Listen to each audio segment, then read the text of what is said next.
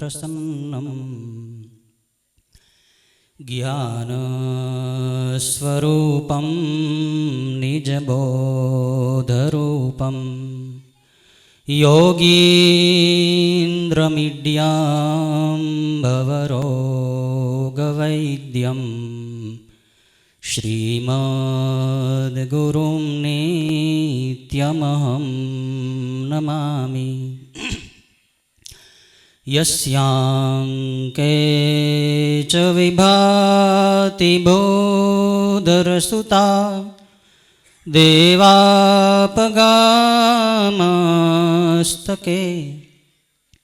भाले बालविधुर्गले च गरलं यस्योरसि व्यालराट सोऽयं भूतिविभूषणसुरवर सर्वाधिप सर्वदा सर्वः सर्वगतः शिवः शशिनिभः श्रीशङ्कर पातु माम्। ओम शांति शांति शांति। सद्गुरु भगवान की जय, सनातन धर्म की जय, आनंदेश्वर महादेव की जय, रामकृष्ण भगवान की जय, हनुमान जी महाराज की जय। ओम नमः पार्वती पतये हर हर महादेव।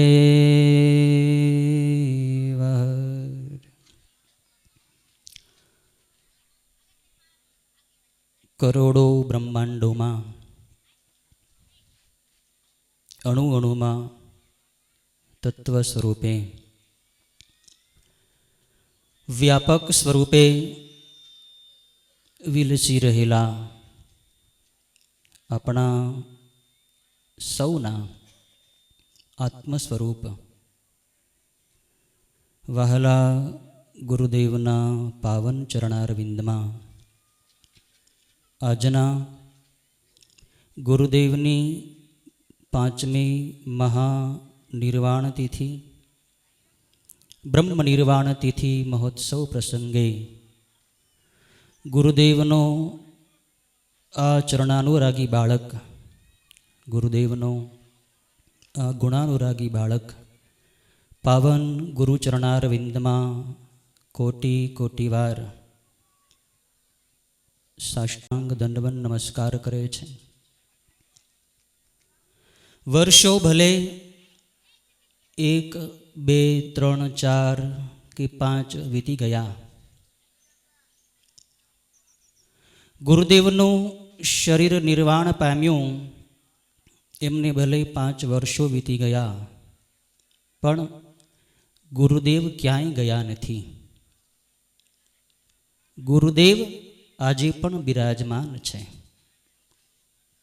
પહેલા ગુરુદેવ જ્યારે સશરીરે ઉપસ્થિત હતા એ સમયે ગુરુદેવ એક જ શરીરમાં બિરાજમાન હતા એમ કહી શકાય, પણ આજે ગુરુદેવ એક શરીરમાં નહીં, આ સૃષ્ટિમાં, આ એક જ સૃષ્ટિમાં નહીં, પરમાત્માએ બનાવેલી કરોડો સૃષ્ટિઓ, અનંત સૃષ્ટિઓમાં જેટલા જેટલા જીવો છે, જેટલા જેટલા શરીરધારી જીવાત્માઓ છે, એ બધાય જીવાત્માઓમાં આત્મા સ્વરૂપે, પરમાત્મા સ્વરૂપે આપણા ગુરુદેવ ઘટો ઘટની અંદર વિલસી રહ્યા છે। ગુરુદેવ ક્યાંય ગયા નથી, ગુરુદેવ આજે પણ બિરાજમાન છે।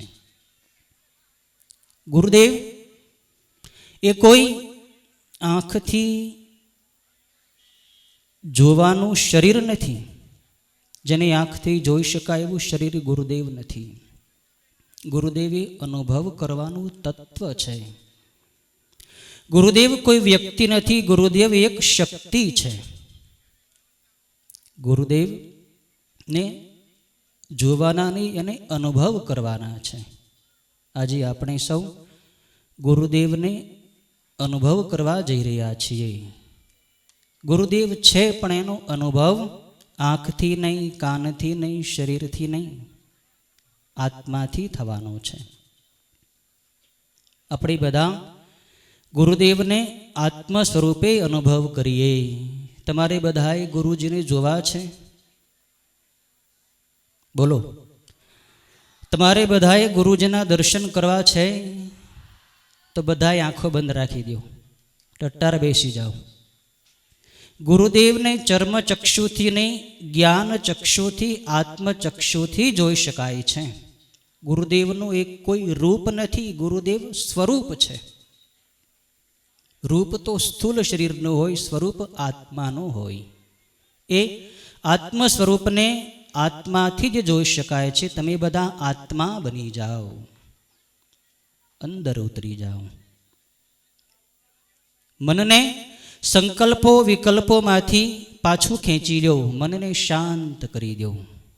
આત્માના ગંભીર ગહન મહાસાગરની અંદર થોડી વાર ઉતરી જાઓ. નક્કી કરો, હું શરીર નથી, મન બુદ્ધિ ચિત્ત અહમ નથી, હું આત્મ સ્વરૂપ છું, હું તત્વ સ્વરૂપ છું. ગુરુદેવ તત્વ સ્વરૂપે, ગુરુ તત્વ સ્વરૂપે મારી અંદર જ બિરાજમાન છે. ગુરુદેવના સ્વરૂપને તમારા હૃદય કમળની અંદર જુઓ. આપણા હૃદય કમળની અંદર ગુરુદેવ બિરાજમાન છે. ગુરુદેવની મંગલ મૂર્તિને હૃદય કમળમાં બિરાજમાન કરી દો અને ઓમકારની ધ્વનિ જેમ તમને કરાવું એ ધ્વનિ સાથે હૃદય કમળમાં ગુરુદેવનું આત્મ સ્વરૂપે ધ્યાન કરો. ગુરુદેવની અંદર એકમેક થઈ જાઓ. ભાવ કરો, હું ગુરુદેવની અંદર છું, ગુરુદેવ મારી અંદર છે. ગુરુદેવ આપણી આગળ પાછળ, દાએ બાએ, ઉપર નીચે, અંદર બહાર સર્વત્ર વિલસી રહ્યા છે. એ જ ગુરુદેવ મારી અંદર પણ બિરાજમાન છે. અંદર અનુભવ કરો. ઓમકારની ધ્વનિ સાથે ગુરુદેવનું હૃદય કમળમાં ધ્યાન કરજો. ઓ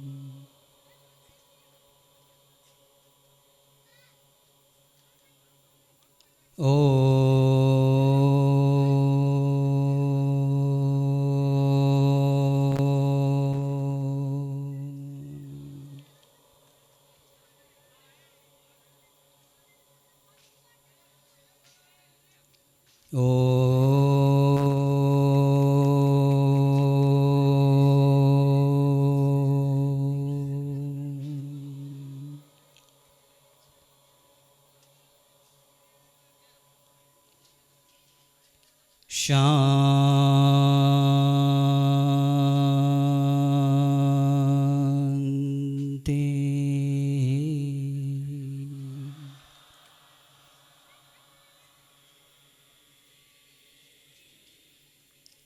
શાંતિ.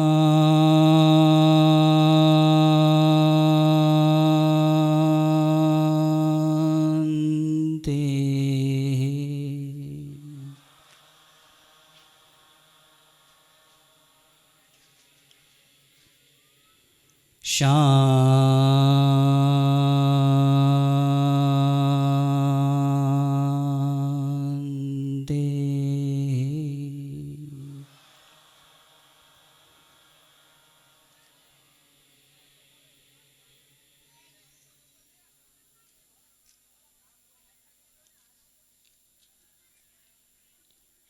આપણને સૌને ગુરુદેવની શાંતિનો આપણી જ અંદર અનુભવ થયો. ગુરુદેવ આપણી અંદર શાંતિ સ્વરૂપે વિલસી રહ્યા છે. ગુરુદેવ અને ગુરુ તત્વ આ બંને વસ્તુ સમજવાની થોડી જરૂર છે. ગુરુ અને ગુરુ તત્વ એટલે શું? સદગુરુ એને કહેવાય કે જેની અંદરથી પરમાત્મા વહેતા હોય, પરમાત્માની ચેતના શક્તિ વહેતી હોય. આમ તો સામાન્ય રીતે ગુરુ શબ્દનો અર્થ કરીએ એટલે ગુરુ એટલે મોટા, લઘુ એટલે નાના. જે મોટા, સૌથી મોટું કોણ આ જગતમાં? મોટામાં મોટું કોણ? શ્રુતિ કહે છે ને, અણોરણયાન મહતો મહિયાન. જે અણુથી પણ નાના અને મહાનથી પણ મહાન, મોટામાં મોટા છે એ પરમાત્મા. સૌથી મોટા પરમાત્મા અને સૌથી નાનામાં નાના પણ પરમાત્મા. સૌથી મોટા પરમાત્મા છે. એ પરમાત્માનો જેણે સાક્ષાત્કાર કરી લીધો હોય એને ગુરુ કહેવાય. એ પરમાત્માનો સાક્ષાત્કાર જે બીજાને કરાવી શકે એને ગુરુ કહેવાય. ગુરુ તત્વ એટલે શું? ગુરુ તત્વ એટલે ગુરુદેવની અંદર રહેલું જ્ઞાન. ગુરુદેવની અંદર જે જ્ઞાન છે, જે ચેતના શક્તિ છે, એને ગુરુ તત્વ કહેવાય છે. આવા સદગુરુ કે જેણે પોતાનું સંપૂર્ણ અસ્તિત્વ પરમાત્માના અસ્તિત્વમાં વિલીન કરી દીધું હોય, એમની આજે 5મી નિર્વાણ તિથિ મહોત્સવ. 5મી નિર્વાણ તિથિ મહોત્સવ. હવે તમને આ શબ્દ ઘણીવાર સંભળાતો હશે. નિર્વાણ તિથિ, ગુરુદેવની 5મી નિર્વાણ તિથિ. 5મી એ પણ શબ્દ સરળ છે અને તિથિ એ પણ શબ્દ સરળ છે. એટલે તિથિ એટલે દિવસ, પણ વચ્ચે નિર્વાણ શબ્દ આવ્યો. આ નિર્વાણ શબ્દનો અર્થ શું થાય એ થોડો સમજવાનો આપણે પ્રયત્ન કરી. નિર્વાણ એટલે શું? આપણે બધા કહીએ કે ગુરુજીની 5મી નિર્વાણ તિથિ ઉત્સવ સાવરકુંડલામાં ઉજવાય છે, ચાલો આપણે જવું છે. પણ તમને કોઈ પૂછે કે ભાઈ નિર્વાણ તિથિ એટલે શું? તો નિર્વાણ શબ્દનો અર્થ શાસ્ત્રમાં, ગીતામાં પણ કરવામાં આવ્યો છે. નિર્વાણનો અર્થ એક જ શબ્દમાં કરવો હોય, નિર્વાણ શબ્દ માટે સમાનાર્થી એક શબ્દ આપવો હોય તો આપી શકાય. નિર્વાણ એટલે મુક્તિ, મોક્ષ. મોક્ષ જેને મળી જાય, જેને મુક્તિ મળી ગઈ છે, એવા મહાપુરુષની નિર્વાણ તિથિ ઉજવાય છે. સામાન્ય માણસ, વિષય પામર, સંસારી જીવડો ગુજરી જાય, જે દિવસે ગુજરી જાય એ દિવસને આપણે મરણ તિથિ કહીએ. પણ જે મહાપુરુષે પોતાનું સંપૂર્ણ અસ્તિત્વ શિવ તત્વની અંદર, ભગવદ તત્વની અંદર વિસર્જિત કરી દીધું હોય, જેનો અહંભાવ ટળી ગયો હોય, જેની મોહ મમતા કામના આસક્તિ નષ્ટ થઈ ગઈ હોય, એવા મહાપુરુષ જે દિવસે આ સૃષ્ટિમાંથી વિદાય લે એ દિવસને નિર્વાણ તિથિ કહેવાય છે. એ મહાપુરુષની નિર્વાણ તિથિ કહેવાય છે. હવે એ નિર્વાણની પ્રાપ્તિ કેમ થાય, એટલે કે મોક્ષની પ્રાપ્તિ કેમ થાય, મોક્ષનું સ્વરૂપ શું? ગીતા કહે છે, ભગવાન શ્રી કૃષ્ણ ગીતાના 2જા અધ્યાયના અંતમાં કોને નિર્વાણ પ્રાપ્ત થાય છે એની સુંદર વ્યાખ્યા કરી છે. વિહાય કામાન યહ સર્વાન પુમાશ્ચરતિ નિસ્પૃહ નિર્મમો નિરહંકાર સ શાંતિમધિગચ્છતિ એષા બ્રાહ્મી સ્થિતિ પાર્થ નૈનામ પ્રાપ્ય વિમુહ્યતિ સ્થિત્વા સ્યામંતકાલેપી બ્રહ્મ નિર્વાણ મૃચ્છતિ. અહીં બ્રહ્મ નિર્વાણ શબ્દ આવ્યો. આ બ્રહ્મ નિર્વાણ, આ સ્થિતિ કોને પ્રાપ્ત થાય? તો ભગવાને કહ્યું વિહાય કામાન યહ સર્વાન, એટલે કે જેની સર્વ કામનાઓ, સંપૂર્ણ કામનાઓ નષ્ટ થઈ ગઈ, જેને કાંઈ પણ જોતું નથી, જેણે એ અનુભવ કરી લીધો છે કે મારે કાંઈ જોતું નથી, મારી કોઈ ઈચ્છા જ નથી. પુમાશ્ચરતિ નિસ્પૃહ, જે સર્વત્ર સ્પૃહા રહિત થઈ ગયા છે, જેની સ્પૃહા નથી, તૃષ્ણા નથી. નિર્મમો નિરહંકાર, જેને મમતા નષ્ટ થઈ ગઈ, જે નિર્મમ થઈ ગયા, જે નિરહંકાર થઈ ગયા છે. સ શાંતિમધિ ગચ્છતિ, એને શાંત બ્રહ્મની પ્રાપ્તિ થાય છે. એટલે કે નિર્વાણ પ્રાપ્ત કરવું હોય, મોક્ષ પ્રાપ્ત કરવો હોય, તમારે આ સૃષ્ટિમાંથી જે દિવસે વિદાય થવાનું છે એ દિવસને તમારી નિર્વાણ તિથિ બનાવવો હોય તો ભગવાને કહ્યું, 4 વાત કરી. કામનાઓનો ત્યાગ, સ્પૃહાનો ત્યાગ, મમતાનો ત્યાગ, અહંતાનો ત્યાગ. આ 4 પ્રકારના ત્યાગ કરો ત્યારે તમને નિર્વાણ પદની પ્રાપ્તિ થાય. આ નિર્વાણ બહુ ઊંચી સ્થિતિ છે. મુક્તિ એ કોઈ સામાન્ય વસ્તુ નથી. 5મા અધ્યાયમાં ભગવાને ફરીથી પણ કહ્યું છે, યોંત સુખોંતરારામસ્તથાંતર જ્યોતિરેવયઃ સ યોગી બ્રહ્મ નિર્વાણમ સ ભૂતોધિગચ્છતિ. બ્રહ્મભૂતોધિગચ્છતિ. યોંત સુખોંતરારામ, ભગવાને આ શ્લોકમાં જે બ્રહ્મ નિર્વાણ પ્રાપ્ત થઈ ગયા છે, જેને નિર્વાણ પદની પ્રાપ્તિ થઈ ગઈ છે, એના માટે 3 પ્રકારની વાત કરી. જેને અંદરનું સુખ પ્રાપ્ત થયું છે, યોંત સુખોંતરારામસ, જેને અંદરનું સુખ મળી ગયું છે. બીજી વાત કરી તથાંતર જ્યોતિરેવય, જેને આત્મજ્યોતિ જેની પ્રગટ થઈ ગઈ છે, જેની અંદરની જ્ઞાન જ્યોતિ પ્રજ્વલિત થઈ ચૂકી છે. યોંત સુખોંતરારામસ તથાંતર જ્યોતિરેવય. અને ત્રીજી વાત કરી, જે આત્માની અંદર જ રમણ કરતા હોય, જેની ચિત્તની વૃત્તિ સંસારમાં ક્યાંય વિચરતી નથી, જે આત્મ સ્વરૂપમાં જ રમમાણ છે, એને બ્રહ્મ નિર્વાણ પદની પ્રાપ્તિ થાય છે.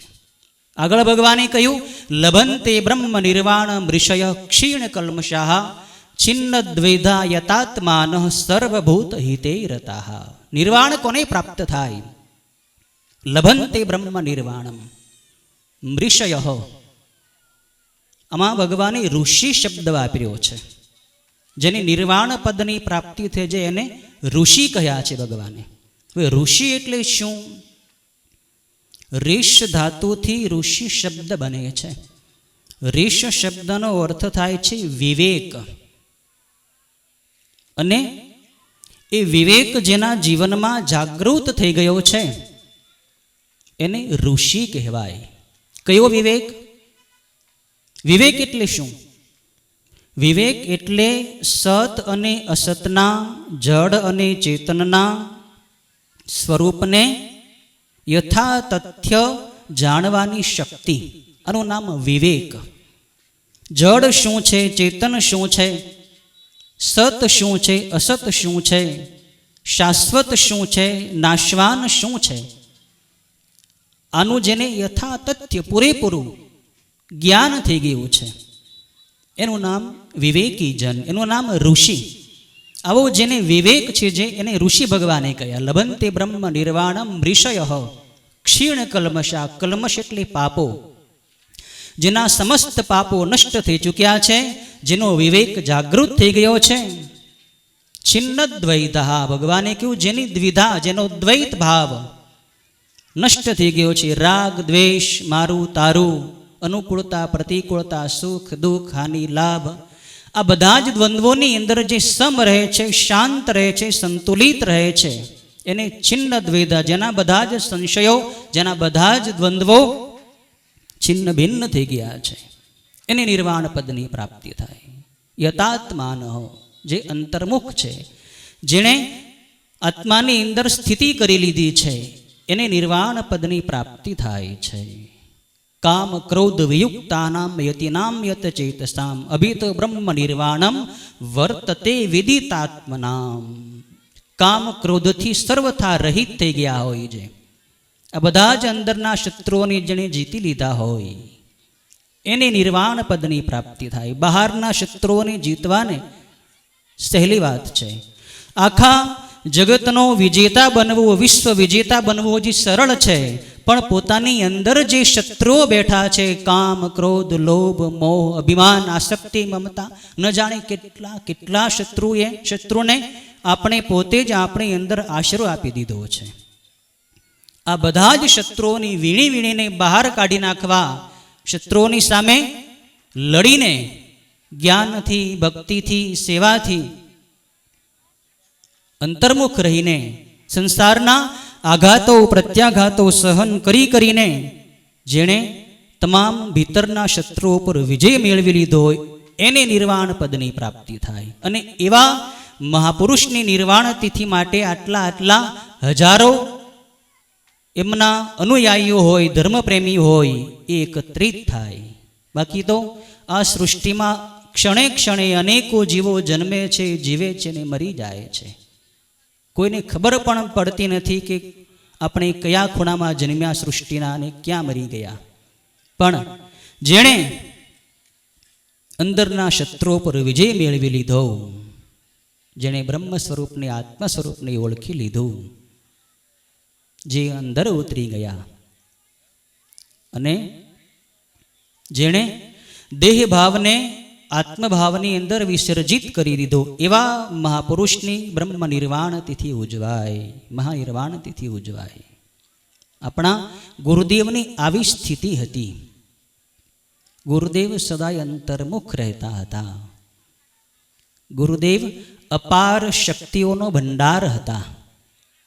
ગુરુદેવની અંદર અપાર શક્તિઓ હતી, પણ ક્યારેય ગુરુજીએ એ શક્તિની જાહેરાત ન કરી, કોઈને દેખાવા ન દીધી કે આ શરીરની પાસે શું શક્તિ છે. છેલ્લા શ્વાસ સુધી આ શક્તિને એમણે ગુપ્ત રાખી. એ શક્તિઓથી જગતના સૃષ્ટિના જીવોના કલ્યાણના કામો ખૂબ કર્યા, પણ એ શક્તિને દેખાવા ન દીધી. જે ગુરુદેવની સાથે અત્યંત આત્મીયતા રાખવાવાળા અનન્ય ચરણાનુરાગી ભક્તો હતા, એ ઓળખી ગયા હતા કે ગુરુદેવની અંદર આવી શક્તિ છે, પણ પૂરેપૂરી ગુરુજીની ઓળખાણ કોઈને થઈ નથી અને થવાની પણ નથી. ગુરુદેવ શું હતા એ ગુરુદેવ પોતે જ જાણતા હતા. સંતને ઓળખવા હોય તો સંત બનવું પડે. સંતને એના કપડાથી ન ઓળખી શકાય, સંતને એની વાણીથી પણ ઓળખી ન શકાય. સંત જ્યાં રહેતા હોય એ મકાન ઉપરથી પણ સંતની ઓળખાણ ન થાય. સંતની ઓળખાણ કરવી હોય તો સંતત્વ તમારા જીવનમાં આવે ત્યારે જ સંતની પૂરેપૂરી ઓળખાણ થાય છે. ગુરુદેવ એક અનુપમેય તત્વ છે. ગુરુદેવની ઉપમા કોઈ ઇદંતાથી નિર્દેશ કરીને બતાવી શકાય એવી કોઈ વસ્તુથી ગુરુદેવની ઉપમા ન આપી શકાય. ગુરુદેવ એટલે શું, સદગુરુ એટલે શું? ઉપમા કોઈ વસ્તુને બતાવવી હોય, કોઈ વસ્તુની ઓળખાણ કરાવવી હોય તો આપણે એની ઉપમા આપીએ ને કે ભાઈ કોઈ વસ્તુ સફેદ હોય તો એની આપણે ઉપમા આપવી હોય, ઓળખાણ આપવી હોય તો આપણે એમ કહીએ કે ભાઈ સફેદ કોના જેવી? તો કે દૂધ જેવી સફેદ વસ્તુ. કોઈ વસ્તુ ઠંડી હોય તો આપણે એમ કહીએ કે આ વસ્તુ બરફ જેવી ઠંડી છે. બરફની ઉપમા, દૂધની ઉપમા. એમ સદગુરુની ઉપમા શું? શાસ્ત્રકારોએ, ઋષિઓ, મુનિઓએ ખૂબ સંશોધન કર્યું, પણ એને ક્યાંય ગુરુ તત્વની ઉપમા મળી નહીં. અને એટલે જ આપણી સંન્યાસ પરંપરાના પ્રવર્તક આદ્ય જગદગુરુ શંકરાચાર્ય મહારાજે તદ્દન ના પાડી દીધી કે ગુરુદેવની ઉપમા આપી શકાય જ નહીં. દ્રષ્ટાંતો નૈવ દૃષ્ટ ત્રિભુવન જઠરે સદગુરો જ્ઞાન દાતુમ. દ્રષ્ટાંતો નૈવ દૃષ્ટ ત્રિભુવન જઠરે સદગુરોર જ્ઞાન દાતુમ. સ્વીયં સામ્યમ વિધત્તે ભવતિ નિરૂપમસ્તેન વાલૌકિકોપી. જગતમાં સદગુરુદેવને બતાવવા માટે એમને ક્યાંય દ્રષ્ટાંત ન મળ્યું. સદગુરુ એટલે શું? ગુરુની ઉપમા આપવી હોય તો ગુરુ એટલે ગુરુ એમ જ બોલવું પડે. કોઈ કે પારસમણી તરીકે ઉપમા આપવી કે ગુરુજી એટલે પારસમણી, પણ એ ઉપમા પણ બરાબર બંધ બેસતી નથી. પારસમણી લોહ ધાતુને સુવર્ણ બનાવી શકે, પારસમણી નહીં. પણ સંત સદગુરુ શિષ્યને સદગુરુ બનાવી દે છે, પોતાનું સ્વરૂપ દાન કરી દે છે. આ સદગુરુની તાકાત હોય છે, આ સદગુરુની શક્તિ હોય છે. સદગુરુની એક અનુપમેય તત્વ છે. સંતો મહાપુરુષોનો મહિમા તો ભગવાને ગાયો છે. ભાગવત પુરાણની અંદર 11મા સ્કંદમાં ભગવાન શ્રી કૃષ્ણે ઉદ્ધવજીને કહ્યું, સંતનો મહિમા શું છે? ભગવાને કહ્યું ઉદ્ધવજીને, સંત દિશંતિ ચક્ષુંષી બહિરર્ક સમુત્થિત દેવતા બાંધવા સંત સંત આત્માહમેવ ચ. શું કહ્યું? સૂર્ય ભગવાન છે એ બહારનો પ્રકાશ આપે છે. સૂર્ય ભગવાનનો ઉદય થાય, ભગવાન સૂર્યનારાયણ સવારમાં બ્રાહ્મ મુહૂર્તમાં ધીમે ધીમે ધીમે ધીમે ઉપર આવે. સૃષ્ટિમાં પ્રકાશ પહેલા જે અંધારું દૂર થઈ જાય. ભગવાન સૂર્યનારાયણ બહારનો પ્રકાશ આપે છે, પણ સદગુરુ અંદરનો પ્રકાશ આપે છે. ગુરુદેવ અંદરની આંખ ખોલી નાખે છે, અંદરના જ્ઞાન ચક્ષુને ઉઘાડી દે છે. સદગુરુ જ દેવતા છે, સદગુરુ જ જીવના સાચા બંધુ છે.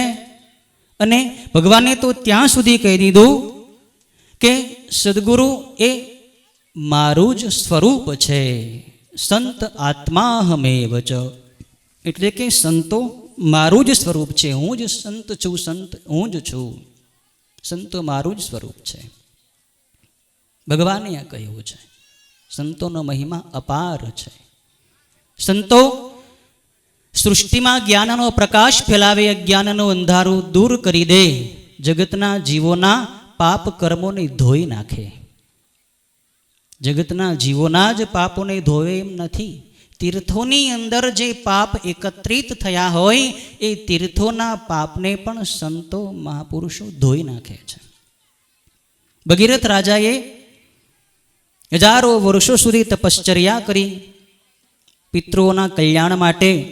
એમણે ગંગાજીને નીચે ઉતારવા માટે, સ્વર્ગમાંથી આ સૃષ્ટિ પર ઉતારવા માટે કઠિન તપશ્ચર્યા કરી.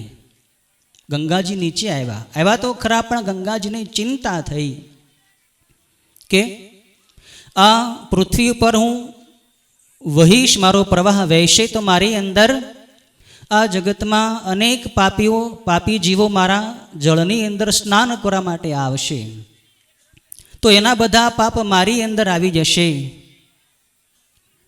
તો મારી અંદર આવેલા પાપને ધોવા માટે શું કરવું? ચિંતા કરતા હતા ગંગા માતા. ત્યારે ભગીરથ રાજાએ માતાજીને બહુ આશ્વાસન બંધાવ્યું, માતા તમે ચિંતા ન કરો. શું કહ્યું? સાધવો ન્યાસિનઃ શાંતા બ્રહ્મિષ્ઠા લોક પાવના. હરંત્યગમ તેંગ સંગાસ્તે શ્વાસ્તે યગ બિદ્ધરી. સાધવો ન્યાસીન શાંતા. ન્યાસીન, ન્યાસીન શબ્દનો અર્થ થાય છે જેણે સંપૂર્ણ ત્યાગ કરી દીધો છે, એનું નામ જ ન્યાસ, એનું નામ જ સંન્યાસ. જેણે અંદરનો અને બહારનો સંપૂર્ણ ત્યાગ કરી દીધો છે એ જ સાચો સંન્યાસી છે. આવો સાધુ હોય, આવા સંત હોય જેણે બિલકુલ અપરિગ્રહી વ્રત ધારણ કરી લીધું. કોઈ પરિગ્રહ નહીં, અંદર મનમાં પણ કોઈ પરિગ્રહ નહીં, આસક્તિ નહીં, બહાર પણ કોઈ વસ્તુનો સંગ્રહ નહીં. શાંત, જે શાંત છે. નિર્મલા લોક પાવના, જે નિર્મળ છે, જેનું અંતઃકરણ પવિત્ર છે, જે લોકોને પાવન કરવાવાળા છે, એવા સંતો મહાપુરુષો, હે ગંગાજી તમારા જળમાં આવીને સ્નાન કરશે ત્યારે તમારા બધા પાપો ધોઈ નાખશે.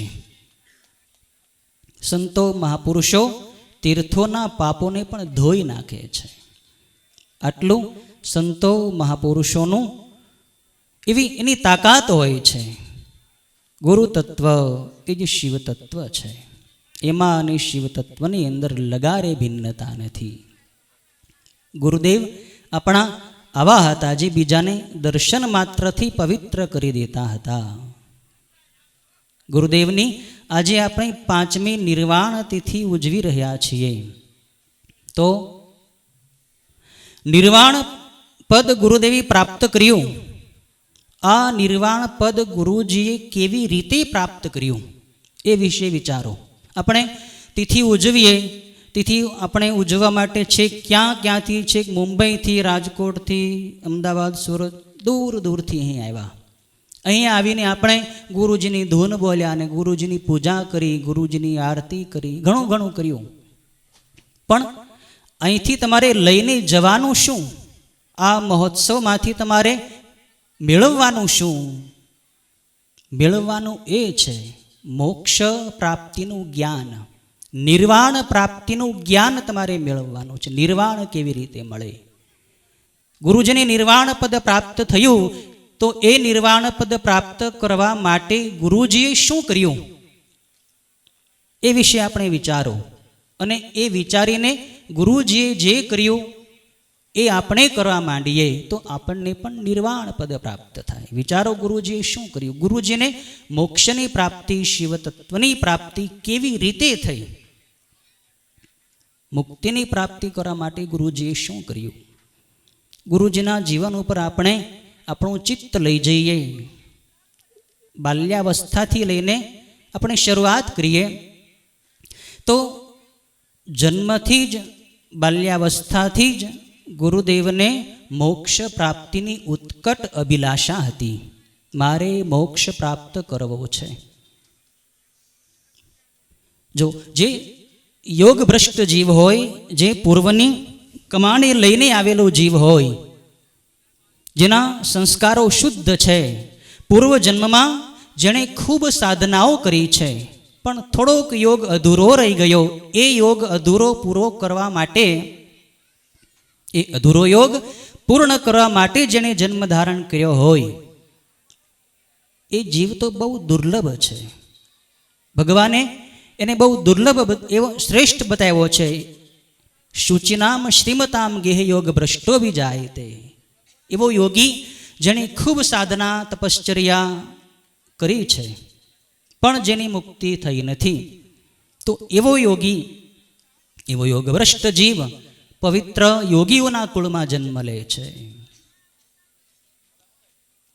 અને એને જન્મ થાય પછી નાનેથી જ એવો અનુભવ થાય કે મારો જન્મ કોઈ સામાન્ય વિષય ભોગ ભોગવવા માટે નથી થયો. જેમ માણસો બધા જન્મે, બાળપણમાં રમે, પછી ભણે, પછી ધંધે ચડે, લગ્ન થાય, સંતાનો થાય, સંસાર ભોગવીને પછી છેલ્લે વૃદ્ધાવસ્થામાં બીમાર પડીને મરી જાય. આવી શૃંખલામાંથી તો જગતના બધાય જીવો પસાર થતા જ હોય છે. પણ જેનો આત્મા શુદ્ધ છે, એને નાનેથી જ એવો અનુભવ થાય કે મારે કોઈ વિશિષ્ટ કાર્ય કરવું છે, મારે સંસારના ભોગ ભોગવવા નથી, મારો જન્મનો ઉદ્દેશ જ મોક્ષ પ્રાપ્તિ છે, મારે ભગવાનને મળવું છે, મારે ભગવાનમાં ભળવું છે. આ ભાવના, આવો અનુભવ ગુરુજીને બાલ્યાવસ્થાથી જ હતો. પછી બાલ્યાવસ્થામાં પણ બધાય મિત્રોથી દૂર એકાંતમાં વધુ સમય રહેતા. તમે લોકોએ ગુરુદેવનું જીવન ચરિત્રમાંથી ઘણાય વાંચ્યું છે, એટલે એનો મારે વિસ્તાર કરવાની જરૂર નથી. પછી આગળ વધતા ગુરુજીએ સદગુરુદેવનો સમાગમ કર્યો. દાદા ગુરુદેવ જગદીશ્વરાનંદજી મહારાજનો એમને સત્સંગ પ્રાપ્ત થયો. કોઈ જિજ્ઞાસુ જીવ હોય, કોઈ મુમુક્ષુ જીવ હોય, એ કોઈ સંતની પાસે જાય ને તો એ જીવ સંતની પાસે કોઈ પૈસા નહીં માગે, કોઈ સુખ નહીં માગે, કોઈ શરીરના રોગનું નિવારણ નહીં માગે, કોઈ ભૌતિક વસ્તુની યાચના એવો જીવ સંત પાસે નહીં કરે. પામર જીવ હોય ને, વિષય જીવ હોય ને, એ જ સંત પાસે જેને એના સંસારની બધી સમસ્યાઓ ઠાલવે. સ્વામીજી, મારા ઘરમાં સંપ નથી, શાંતિ નથી, બીમારી છે, પૈસાનો કાંઈ મેળ નથી, ધંધાનો કાંઈ સગવડતા નથી, કંઈક કૃપા કરો. આવી બધી સંસારની ફાલતુ વાતો પામર જીવો સંતો પાસે જેને કરતા હોય. પણ મુમુક્ષુ જીવ હોય એ સંતની પાસે ભૌતિક વસ્તુ માગતા નથી, શાશ્વત વસ્તુ માગે છે.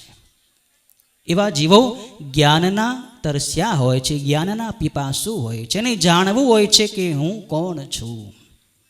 બસ આ જ પ્રશ્ન ગુરુજીએ મોટા ગુરુજીને કર્યો હતો. પ્રથમ મુલાકાતે ગુરુજીને મોટા ગુરુદેવની મુલાકાતથી સત્સંગ થયો, સમાગમ થયો, અને પહેલો જ પ્રશ્ન કર્યો, હું કોણ છું? આ પ્રશ્ન કોઈ સામાન્ય જીવનો નથી. પોતાને ઓળખવાની જિજ્ઞાસા કોઈ બળભાગી જીવની અંદર જ હોય છે. માણસ આખી દુનિયાને ઓળખવા માટે આખી જિંદગી બધે ફરે છે.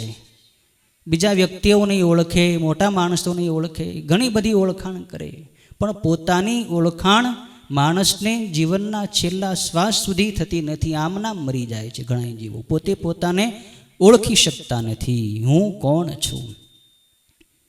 પણ કોઈ જિજ્ઞાસુ જીવ, મુમુક્ષુ જીવ હોય એને જ પોતાની ઓળખાણ કરવાની ઈચ્છા થાય. ખરેખર હું છું કોણ? શું આ પંચ મહાભૂતનો સંગાથ પૃથ્વી, જળ, તેજ, વાયુ, આકાશ એ હું છું? નહીં. એ વિચાર કરે કે પંચ મહાભૂતનું પૂતળું તો જન્મે છે, મરે છે, પણ હું જન્મતો નથી, મરતો નથી. મારું સ્વરૂપ શું છે? મેં અનેક જન્મો ધારણ કર્યા, આ શરીર પણ ધારણ કર્યું, તો મારું સ્વરૂપ શું? ખરેખર હું કોણ છું? આવો પ્રશ્ન ગુરુજીને થયેલો. અને સદગુરુ મળે, સાચા મહાપુરુષ મળે એટલે શિષ્યના તમામ સંશયોને છેદી નાખે. દાદા ગુરુદેવને ઓળખાણ કરાવી દીધી આત્મ સ્વરૂપની. દાદા ગુરુદેવને આત્મ સાક્ષાત્કાર તો પૂર્વાશ્રમમાં જ અપાવી દીધો હતો. ગુરુદેવે આ શરીરને સ્પષ્ટ કહેલું કે આ શરીરને આત્મ સાક્ષાત્કાર તો પૂર્વાશ્રમમાં જ થઈ ગયો હતો, સંન્યાસ તો પછી લીધો હતો. ગુરુદેવની સ્થિતિ કેટલી ઊંચી સ્થિતિ હશે, કેટલી બ્રાહ્મી સ્થિતિ હશે. સંન્યાસ લીધા પછી તો ગુરુજીએ કેટલી સાધનાઓ કરી, તપશ્ચર્યાઓ કરી, કેટલા કાષ્ઠમૌન. આવું અનમોલ રત્ન આપણને ગુરુ રત્ન પ્રાપ્ત થયું. આપણે ઘણા જીવો છેલ્લે સુધી ઓળખી ન શક્યા ગુરુજી શું હતા, ગુરુજીનું જીવન શું હતું. અને આવું દરેક મહાપુરુષના જીવનમાં થયું જ છે ને થવાનું જ છે. મહાપુરુષો જ્યાં સુધી સશરીરે ઉપસ્થિત હોય ત્યાં સુધી સમાજ એને ઓળખી શકતો નથી. શરીર જ્યારે છોડી નાખે, પંચ મહાભૂતનું પૂતળું જ્યારે નષ્ટ થઈ જાય, પછી એમનો દિવ્ય પ્રકાશ સૃષ્ટિમાં ફેલાઈ જાય છે. આવો પ્રકાશ આપણા ગુરુજીના જીવનમાં ફેલાયેલો હતો, પણ શરીરનું આવરણ હતું ત્યાં સુધી આપણને પહેચાન ન થઈ. ઘણા જીવો અનભિજ્ઞ રહ્યા, જાણી ન શક્યા ગુરુજી શું હતા, એટલે જ સામાન્ય વ્યવહાર કરતા. સંતો મહાપુરુષોની સાથે ઘણાય પામર જીવો ઓળખીએ નહીં એટલે એની નિંદાઓ કરે, ટીકાઓ કરે, પણ છતાં સંતો ગંભીર સાગર જેવા હોય. હાથી ચલતા હૈ અપની ચાલ સે, કુત્તા ભૂખતા હૈ તો ભૂખ નહીં દો. સંતો મહાપુરુષોના જીવનની મસ્તીમાં મસ્ત રહીને એમની સાધના ચલાવતા હોય છે. લોકો શું બોલે છે, શું કહે છે, શું કરે છે, નિંદા કરે, સ્તુતિ કરે, કાંઈ ધ્યાન ન હોય. એને તો એક જ માર્ગ હોય, એક જ ધ્યેય હોય, એક જ નિશ્ચય હોય કે આ જ તત્વ સુધી મારે પહોંચવું છે. લોકોની વાત ઉપર તમે જો ધ્યાન આપો તો તમે અધ્યાત્મ માર્ગમાં આગળ ન વધી શકો.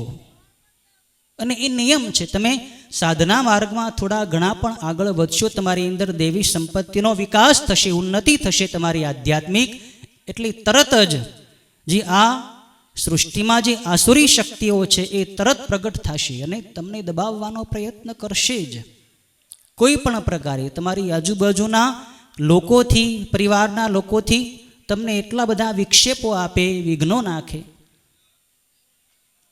આ જ નિશાની છે કે તમે આગળ વધી રહ્યા છો. તમારા જીવનમાં મુશ્કેલીઓ આવે, વિઘ્નો આવે, તમારા ચિત્તને વિક્ષિપ્ત કરી નાખે એવી પરિસ્થિતિ તમારી સામે ખડી થઈ જાય, સમજવું કે આ બધી આસુરી શક્તિઓ છે, એ વિક્ષેપ કરી રહી છે. પણ જો તમે કોઈ સાચા સંતને જીવનમાં સ્થાન આપ્યું હશે, તમે સાચા સદગુરુના શરણે જીવન સમર્પિત કર્યું હશે, તો તાકાત નથી આ સૃષ્ટિની કોઈ પણ આસુરી શક્તિની તમને ડગાવી શકે. સંતનો હાથ જે જીવના મસ્તક ઉપર પડી જાય એ જીવથી તો યમરાજ પણ ડરે છે કે આ જીવને મારે અડાય નહીં. એની ઉપર સંતનો હાથ છે, એની ઉપર સંતની કૃપા છે. અને સંત એકવાર જેનો હાથ પકડે જિંદગીમાં પછી એને ક્યારેય છોડતા નથી, છટકવા ન દે એને. જેનો હાથ એકવાર ગુરુજીએ પકડી લીધો એને મોક્ષના દરવાજા સુધી પહોંચાડવાની જવાબદારી ગુરુજી પોતાની માથે લઈ લે છે. અને પહેલાં હું ભગવાનના દરબારમાં પહોંચાડીશ અને પછી હું જઈશ. પ્રત્યેક ગુરુની આ ભાવના હોય છે કે જે શિષ્ય સંસારનો ત્યાગ કરીને મારે શરણે આવ્યો છે, જેણે મારી ઉપર વિશ્વાસ મૂક્યો છે કે આ ગુરુ મને મોક્ષ પ્રાપ્તિ કરાવી દેશે, તો મારી જવાબદારી છે, મારું કર્તવ્ય છે કે જીવને પહેલાં મોક્ષની પ્રાપ્તિ કરાવવી અને પછી મારે મોક્ષના ધામમાં જવું. સદગુરુ બનવું એ બહુ જોખમવાળી વાત છે. ગુરુ બનવું એ કંઈ સામાન્ય વાત નથી. તમે કોઈના ગુરુ બનો, તમે કોઈને શિષ્ય બનાવો તો શિષ્ય જો પથભ્રષ્ટ થશે, સાધના ભ્રષ્ટ થશે, માર્ગચ્યુત થશે, તો એનો દોષ એના ગુરુને પણ લાગશે, એનો દંડ એના ગુરુને પણ ભોગવવો પડે. શિષ્યને શુદ્ધ કરવો, એને સાધના માર્ગમાં લગાડેલો રાખવો એ ગુરુનું કર્તવ્ય હોય છે. અને જે આ કર્તવ્ય નિભાવી શકે એણે જે શિષ્ય બનાવવા જોઈએ. ગુરુ બનવું સહેલી વાત નથી, બહુ જોખમવાળી વાત છે. શિષ્ય ભ્રષ્ટ થાય તો ગુરુને પણ બીજી વાર જન્મ લઈને શિષ્ય જે શરીરમાં, જે યોનિમાં હોય ત્યાંથી એને પાછો સાધના માર્ગમાં લગાડીને મોક્ષના દરવાજા સુધી લઈ જવો પડે છે. સદગુરુ તત્વ એક અલૌકિક તત્વ છે. આપણા ગુરુજી શું હતા એ આપણે ઓળખી શક્યા નથી, ઓળખી શકવાના નથી. પણ ગુરુજીનું જીવન એટલું દિવ્ય હતું, એમના ગુણો વિશે આપણે આજે વાત કરીએ તો સમય ટૂંકો પડે. એક એક ગુણો પર વિચાર કરીએ તો પ્રત્યેક ગુણો ગુરુદેવના જીવનમાં એક પરાકાષ્ઠા સુધી ભરપૂર હતા. આજે ગુરુદેવની 5મી મહાનિર્વાણ તિથિ આપણે ઉજવી રહ્યા છીએ, તો ગુરુદેવના જીવનમાં જે દિવ્ય ગુણોનો ભંડાર ભરેલો હતો એમાંથી 5 ગુણો જે અમૃત જેવા હતા એ ગુણો વિશે આપણે ટૂંકમાં વિચારીએ. આ ગુણોના પંચામૃત વિશે આપણે વિચારીએ. પંચામૃત આપણે ભગવાનને ચડાવીએ છીએ ને, ગાયનું દૂધ, દહીં, ઘી, મધ અને શર્કરા, ભગવાનની પંચામૃત વહાલું. તો આજે 5મી નિર્વાણ તિથિ પ્રસંગે ગુરુદેવના જીવનના ગુણોનું પંચામૃત શું હતું એ આપણે વિચારીએ. ગુરુદેવના જીવનમાં એવા કયા 5 ગુણો હતા, દિવ્ય ગુણો, કે જેને લીધે આપણે ગુરુદેવ પ્રત્યે આટલા બધા આકર્ષાઈ ગયા, ગુરુજીને ભગવાન કરતાં પણ વિશેષ માનવા માંડ્યા. જેમની નિર્વાણ તિથિ ઉજવાતી હોય ત્યારે દૂર દૂર દેશોમાંથી, પ્રદેશોમાંથી છેક અહીંયા સુધી આવીએ. કેટલા બધા કાર્યોની વ્યસ્તતા હોય તમારે, છતાં બધાય કાર્યો પડતા મૂકીને ગુરુજીની તિથિ સુધી પહોંચી જવું. આટલું બધું આકર્ષણ આપણને ગુરુજી પ્રત્યે કેમ થયું, કયા ગુણોને કારણે, એ ગુણો વિશે વિચારીએ. ગુરુદેવના ગુણ પંચામૃતમાંથી પ્રથમ અમૃત હતું ભગવદ શક્તિ ઉપર દ્રઢ વિશ્વાસ. આ ગુરુજીના જીવનનો પ્રથમ ગુણ, મહાન ગુણ. ભગવાનની શક્તિ ઉપર ગુરુજીને પૂરેપૂરો વિશ્વાસ હતો, દ્રઢ આસ્થા, દ્રઢ શ્રદ્ધા હતી કે ભગવાન છે, ભગવાન મારા છે, હું ભગવાનની શરણે છું, તો મારે પછી કોઈ ભય નથી, કોઈ ચિંતા નથી, ભગવાને મને અપનાવી લીધો છે. આ વિશ્વાસ જ્યારે જીવનમાં આવી જાય ને, તમારી સાધના સુંદર બની જાય. વિશ્વાસ રાખો, ભગવાન છે ને ભગવાન આપણા છે. ભગવાનની શક્તિ ઉપર વિશ્વાસ તમે કરી લો તો તમારી સાધનાનો અડધો માર્ગ તો આમનામ કપાઈ જાય.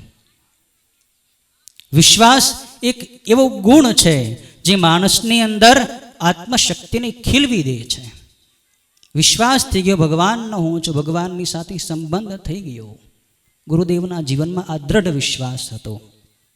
એટલે જ ગુરુજી કોઈ પરિગ્રહ કરતા નહીં. પરિગ્રહ કોણ કરે? જેને ભગવાનના વિધાન ઉપર વિશ્વાસ નથી.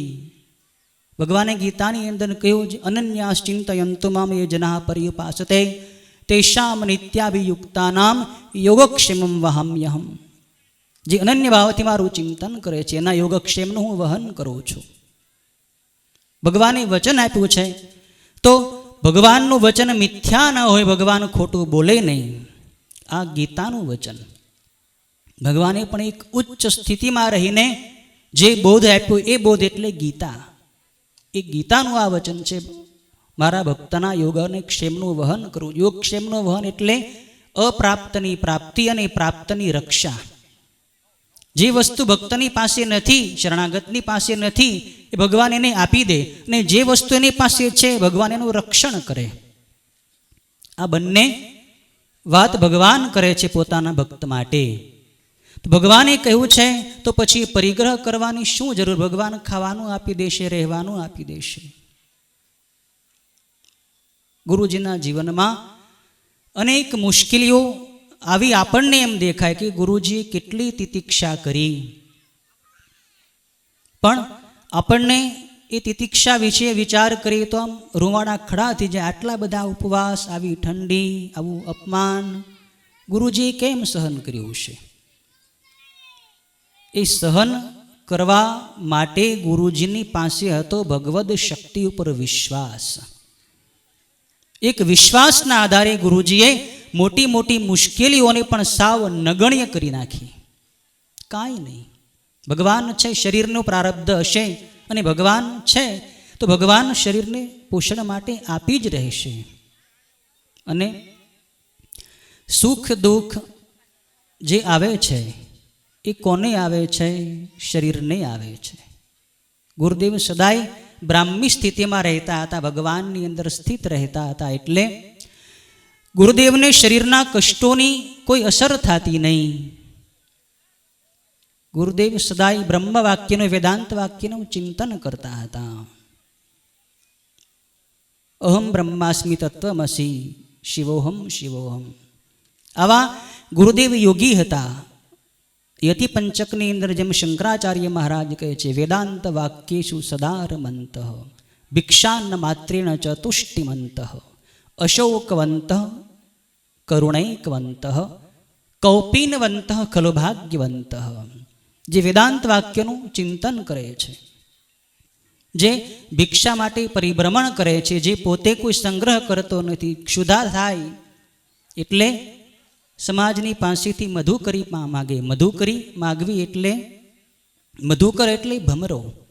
ભમરો જેમ પુષ્પની ઉપર બેસીને એમાંથી રસ ચૂસે મધમાખી, મધુમક્ષિકા જેમ પુષ્પની ઉપર બેસીને રસ ચૂસે પણ પુષ્પને નુકસાન ન કરે, એવી રીતે રસ ચૂસે કે પુષ્પને ખબર પણ ન પડે. એમ સંતએ, સંન્યાસીએ સમાજની પાસેથી ભિક્ષા એવી રીતે માગવી કે સમાજને કાંઈ નુકસાન ન થાય. એટલે જ 5 ઘરે જવાનું કહ્યું છે. થોડું થોડું 5 ઘરેથી લઈને જે કાંઈ મળે એનાથી શરીરને પોષણ આપી દેવાનું. કોઈ ગૃહસ્થી ઉપર ભાર નહીં મૂકવાનો કે તમે આપો જ, કે એકના જ ઘરેથી, એમ નહીં. એક ઘરેથી સંન્યાસીએ ભિક્ષા ન લેવાય, એકના જ ઘરની ભિક્ષા ન લેવાય. એટલે જ અલગ અલગ ઘરની ગુરુદેવી ભિક્ષા લેતા. મધુકરી વૃત્તિ. સંતો માટે 2 પ્રકારની વૃત્તિ બતાવી શાસ્ત્રમાં, મધુકરી વૃત્તિ અને આજગરી વૃત્તિ. અજગરની જેમ સંતે રહેવું, એટલે કે અજગર જેમ એક જગ્યાએ જ બેઠો હોય, આની આજુબાજુ જે કોઈ જીવ આવે એનો ગ્રાસ કરી લે ભૂખ લાગે ત્યારે, પણ ક્યાંય જવાનું નહીં. એમ એવા અવધૂત સંતો હોય જે પોતાના સ્થાને સ્થિત રહેતા હોય. કોઈ આવીને આપી જાય તો આરોગી લેવાનું, ન મળે તો કાંઈ નહીં. આ આજગરી વૃત્તિ છે ને મધુકરી વૃત્તિ. ગુરુદેવ આવી મધુકરી વૃત્તિ માટે જ, મધુકરી વૃત્તિ ધારણ કરીને જ પંચઘરે ભિક્ષા માગતા. સંન્યાસીનો ધર્મ ભિક્ષાન માત્રેન ચતુષ્ટિમંત અશોકવંત, જેને શોક નથી, જે જગતના બધા જીવો પ્રતિ કરુણા કરે છે. એ ગુરુદેવ ખરેખરા યતિ કહેવાય. એ સંત ખરેખર ખલું ભાગ્યવંત, એ ખરેખર ભાગ્યશાળી છે, ખરેખર ધન્યવાદને પાત્ર છે, જેણે તમામ અપેક્ષાઓ આકાંક્ષાઓ છોડી દીધી. પણ આવી સુખ દુઃખની અસર આપણી ઉપર ક્યારે ન થાય? જ્યારે આપણી અંદર ભગવાનની શક્તિ ઉપર વિશ્વાસ હોય ત્યારે. ગુરુજીની અંદર આ શક્તિ હતી, વિશ્વાસ હતો. ગુરુદેવના જીવનનું જે પંચામૃત આપણે કહી રહ્યા છીએ, એમાંથી બીજું અમૃત જેવું બીજો ગુણ એટલે ગુરુદેવનો ત્યાગ. બીજું અમૃત છે ત્યાગ. ગુરુદેવના જીવનમાં અંદરનો અને બહારનો ત્યાગ પરિપૂર્ણ હતો. અંદરથી અને બહારથી ગુરુદેવ સંપૂર્ણ ત્યાગી હતા. ત્યાગ માટે તો ગીતાની અંદર પણ ઘણી વ્યાખ્યા કરવામાં આવી છે. ત્યાગ કોને કહેવાય? ભગવાને 18મા અધ્યાયમાં સાત્વિક, રાજસ અને તામસ એમ 3 પ્રકારના ત્યાગ બતાવ્યા છે. પણ ખરો ત્યાગી એ છે જે કોઈ પણ કર્મ ફળની અપેક્ષા રાખ્યા વગર કરે છે. એ જે સાચો ત્યાગી છે. વસ્તુનો ત્યાગ નહીં, પણ વસ્તુની મમતાનો ત્યાગ એ સાચો ત્યાગ છે. કોઈ વ્યક્તિનો ત્યાગ નહીં, પણ વ્યક્તિ સાથેની જે મમતા છે એનો ત્યાગ, એ જે સાચો ત્યાગ છે. ગુરુદેવ આવા સાચા ત્યાગી હતા. ગુરુદેવે કર્મો કર્યા છે, પણ આસક્તિ છોડીને. સાધનાઓ ખૂબ કરી, કાષ્ટમૌન પણ ખૂબ રાખ્યું, વેદાંત જીવનમાં પચાવી દીધું, વેદાંત ખૂબ ભણાવ્યું, પછી ભક્તિ પણ ખૂબ કરાવી અને પોતે પણ કરી. અને છેલ્લે ગુરુજીએ આપણને સૌને કર્મયોગનો માર્ગ મોક્ષ માટે બતાવ્યો. મોક્ષ પ્રાપ્ત કરવો હોય તો તમે કર્મ કરો. કેવું કર્મ? નિષ્કામ. કામની અંદરથી કામ નીકળી જાય તો એ કામ આપણને મોક્ષ આપી દે છે. કામની અંદરથી કામ એટલે કે કામના નીકળી જાય. તમારું કાર્ય સ્વાર્થ વગરનું હોય, કામના વગરનું હોય, તો એ જ કર્મ તમને મુક્તિ અપાવશે. સ્વાર્થયુક્ત કર્મ જીવને બંધનમાં નાખે છે. નિસ્વાર્થ કર્મ જીવને મોક્ષનો માર્ગ મોકળો કરી આપે છે. નિષ્કામ કર્મ કરો. ગુરુજીએ એટલે જ ટીંબી મુકામે માનવ સેવા હોસ્પિટલનું નિર્માણ કરાવરાવ્યું. કેટલા કર્મો થાય, દર્દીઓની સેવાનું કેટલું મોટું મહાન યજ્ઞ થાય. લાખો લાખો જીવો દર્દમાંથી મુક્તિ મેળવે. એક નિષ્કામ શિવયોગી સંતની શક્તિ કેટલી બધી છે આપણને પ્રત્યક્ષ દેખાય. એક નિષ્કામ સંત જેને જીવનમાં કોઈ કામના નહોતી, જેણે બ્રહ્મ તત્વની અંદર પોતાની સ્થિતિ કરી લીધી હતી, એવા સંતની શક્તિથી લાખો લાખો જીવો દર્દ મુક્ત થાય, દુઃખ મુક્ત થાય. આ સંતની શક્તિ. એક ત્યાગી સંતે કેટલું મોટું કામ કરી નાખ્યું. સેવા કરવા માટે ધનની જરૂર નથી, સેવા કરવા માટે ભાવની જરૂર છે. ધનથી ધનવાન લોકો જે સેવા ન કરી શકે એ સેવા ગુરુજીએ ધનનો ત્યાગ કરીને કરી બતાવી. એક પણ પાય પૈસાનો સંગ્રહ નહીં, પણ છતાં ગુરુદેવના નામ ઉપર મોટા મોટા ધનવાનો કરોડો રૂપિયાનો વરસાદ વરસાવે. આ શક્તિ ગુરુદેવના ત્યાગની હતી. ગુરુદેવના જીવનનું આ બીજું અમૃત જેવો ગુણ એટલે ત્યાગ. ત્યાગથી જ સંન્યાસી શોભે છે. પરિગ્રહ સંન્યાસીના જીવનનું દૂષણ છે. પરિગ્રહ કર્યો એટલે સમજવું કે ભગવાનની ઉપર વિશ્વાસ નથી. જેને વિશ્વાસ હોય પરિગ્રહ કરે જ નહીં. ગુરુદેવના જીવનનું બીજું અમૃત ત્યાગ. ત્રીજું અમૃત છે સર્વત્ર ભગવત દર્શન, સર્વત્ર શિવ દર્શન. ગુરુદેવનો આ જીવનનો અંતિમ સિદ્ધાંત હતો. ગુરુજીએ છેલ્લે છેલ્લે આ વિશે ખૂબ પ્રવચન કર્યા. શું કહ્યું ભગવાને ગીતાની અંદર કે સર્વત્ર જે વાસુદેવના દર્શન કરે છે, બહુનામ જન્મનામ અંતે જ્ઞાનવાન મામ પ્રપદ્યતે વાસુદેવ સર્વમિતિ સ મહાત્મા સુદુર્લભ. અનેક જન્મો પછીના અંતિમ જન્મમાં આ સઘળું જગત વાસુદેવમય છે એવી જેની દ્રષ્ટિ થઈ ગઈ છે એ મહાત્મા દુર્લભ છે. ગુરુજી છેલ્લે આ વાત ઉપર ખૂબ ભાર દેતા કે તમે સર્વત્ર શિવ દર્શન કરો, બધે ભગવાનને જુઓ. એને ગુરુજી પોતે ભગવાન જોતા, ખાલી કહેતા એમ નહીં. ગુરુજી કહેતા કે આ શરીર જ્યારે કક્ષમાંથી બહાર આવે છે ત્યારે તમે બધા લોકો આ શરીરને દંડવત પ્રણામ કરો છો, પણ તમે લોકો આ શરીરને દંડવત પ્રણામ કરો એ પહેલાં આ શરીર તમને બધાઈને શિવ માનીને મનોમન તમારી પહેલાં વંદન કરી લે છે. ગુરુજી બધાઈની અંદર શિવ દર્શન કરતા. અને જેને સર્વત્ર ભગવત દર્શન શિવ દર્શન થાય પછી એને કોની સાથે રાગ કરવો, કોની સાથે દ્વેષ કરવો. નિજ પ્રભુમય દેખહી જગત કેહી સન કરહી વિરોધ. રામાયણમાં કહ્યું ને, જેને પોતાના પ્રભુમય શિવમય આખું જગત દેખાતું હોય એને પછી કોની સાથે વિરોધ કરવાનો રહ્યો, કોની સાથે વેરભાવ, કોની સાથે દ્વેષ કરવો. ગુરુજીની કોઈની સાથે રાગ નહીં, દ્વેષ નહીં, મારું નહીં, તારું નહીં. સર્વત્ર શિવ દર્શન. અને ગુરુજીના જીવનનું ચોથું અમૃત હતું માનવ સેવા. માનવ સેવા ગુરુજીએ બધાને ભાર દઈને કરવા માટે કહ્યું. મનુષ્ય એ પરમાત્માની હાલતી ચાલતી મૂર્તિ છે. ભગવાનની અનેક મૂર્તિઓ, કૃષ્ણની મૂર્તિ, રામ, ભગવાનને આપણે કૃષ્ણ કહીને બોલાવીએ, રામ કહીને બોલાવીએ, ગણપતિ કહીને, શિવ કહીને. ભગવાનની ઉપાસના કરવા માટે ભગવાનના અનેક સ્વરૂપો છે, પણ એ બધા સ્વરૂપોમાં શ્રેષ્ઠ સ્વરૂપ હોય તો માનવ સ્વરૂપ. માનવ એ મહાદેવનું જ સ્વરૂપ છે. એની સેવા કરો તો મહાદેવની જ સેવા થઈ. મંદિરમાં જેને તમે ધૂપ દીપ કરો, 56 ભોગ ધરો, પણ તમારો પાડોશી ભૂખ્યો મરતો હોય, તમારી પૂજા ભગવાન નહીં સ્વીકારે. તમે ગમે એટલા ધ્યાન કરતા હો, પૂજામાં બેસતા હો, માળા ફેરવતા હો, પણ બાજુમાં તમારો પાડોશી બીમાર છે, દવાના અભાવે રીબાઈ રહ્યો છે, પીડાઈ રહ્યો છે, ભગવાન તમારાથી નારાજ થશે કે તારી પાસે શક્તિ છે તો તારા પાડોશીની સેવા કરતો નથી, તારા મા બાપની સેવા કરતો નથી. એની સેવા કરો, માનવ સેવા કરો તો મોક્ષ નિર્વાણ પદ તમને સરળતાથી મળી જશે. ગુરુજીએ માનવ સેવા ઉપર ખૂબ ભાર મૂક્યો. માનવ સેવા કરો. માનવ સેવા એ જ પ્રભુ સેવા છે.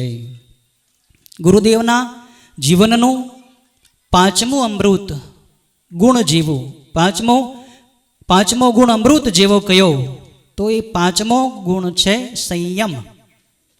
ગુરુદેવનો સંયમ દ્રઢ હતો. ગુરુદેવ સાક્ષાત સંયમની મૂર્તિ હતા. ગમે એટલા વિષય પદાર્થો ખાવાના, પીવાના, જોવાના, સાંભળવાના મળી જાય, પણ ગુરુદેવની એક પણ ઇન્દ્રિયમાં વિચલિત ન થાય. ગમે એવું મિષ્ટાન મૂકવામાં આવ્યું હોય, ગમે એવા સ્વાદિષ્ટ પદાર્થો ગુરુદેવને ભિક્ષામાં આપો, પણ ગુરુદેવ એક પણ પદાર્થ સ્વાદ બુદ્ધિથી ન આરોગતા. શરીરના નિર્વાહ માટે જ, શરીરને પોષણ આપવા માટે જ અન્ન લેતા. આટલો સંયમ. ગુરુદેવની દ્રષ્ટિનો સંયમ તો કેટલો દ્રઢ હતો. ઊંચી આંખ કરીને કોઈ સ્ત્રીઓની સામે ગુરુદેવે ક્યારેય જોયું નહીં. કેટલી દ્રષ્ટિમાં સંયમ રાખ્યો હશે. કાનનો સંયમ કેવો, કર્ણેન્દ્રિયનો સંયમ. ગુરુદેવ ક્યારેય સ્ત્રી કંઠ સાંભળતા નહીં. સ્ત્રીઓ કોઈ વિલાસી ગીતો ગાતી હોય તો તરત ગુરુદેવ એમને બંધ કરાવી દેતા. આશ્રમમાં કદાચ કોઈ સ્ત્રી કંઠ સંભળાતો હોય, ગુરુદેવ મનાઈ કરી દેતા. સંન્યાસીએ કેટલો ત્યાગ કરવાનો છે, કેટલો સંયમ રાખવાનો છે, અને સંયમથી જ સાધના સુરક્ષિત રહે છે. તમે ભજન ધ્યાન સાધના ખૂબ કરી, પણ આંખથી જે તે જોતા રહેતા હો, સાંભળતા રહેતા હો, કાનથી જીભથી સ્વાદિષ્ટ પદાર્થો ખાધા કરતા હો, તો તમારી સાધના ક્ષત વિક્ષત થઈ જશે, વેર વિખેર થઈ જશે. સાધના બધી વેરાઈ જશે. આ બધા બારી દરવાજા છે. આંખ, કાન, જીભ, 5 જ્ઞાનેન્દ્રિયો, એમાંથી કચરો રોજ અંદર આવતો હોય છે. એ દરવાજાને બંધ રાખો.